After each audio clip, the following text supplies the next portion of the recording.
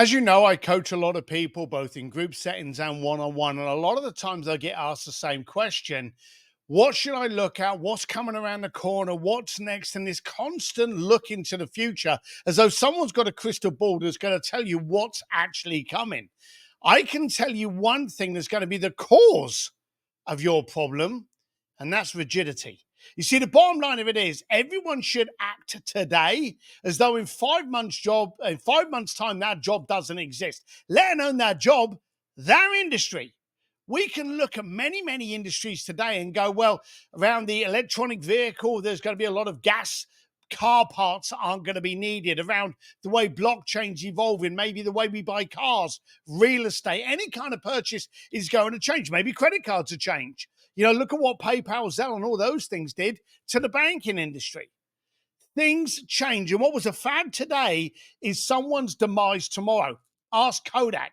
The point is not looking at what's coming, but acting today with rigidity. Rigidity is the problem to absolutely everything. When you try to fight against change and the currents, you break. And I actually wrote about this in my first book, Blue Fishing. I moved into Studio City over here in Los Angeles, and I had this beautiful house up in the hills I was renting. And in the driveway was this 100-foot palm tree. Now, I was thicker than the palm tree, but this thing was 100-foot plus tall. And it would stand there just swaying. And if we got bad weather, which you don't get a ton in Los Angeles, but if we had winds up there and we had rains, this thing would just blow a little bit more. And then when the winds died down, it would stay still. The point is, it would never fight against the elements. It would move with them. And by moving with them, it got taller and taller and taller. So are you cast iron? Are you structured and going, hey, I'm not moving for anything? In which case, as the tides change, you're going to develop cracks. And cracks always start off small. That's why they're called hairline cracks. You can't see them until they become massive, great pathways to your demise. You need to focus on not being rigid, but being on a flow, being a movement. If something's coming at you, how can I tweak into that? How can I look forward and go, hey, this is my industry today.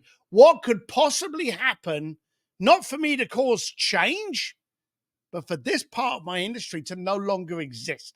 Ask yourself the question and focus on your skill sets. What skill sets do you have? And what other industries could those skill sets go into? Pick on real estate, pick on being a bank teller, pick on being a car salesman. You got communication, managing expectations, invoices. Well, what other industries could those be in?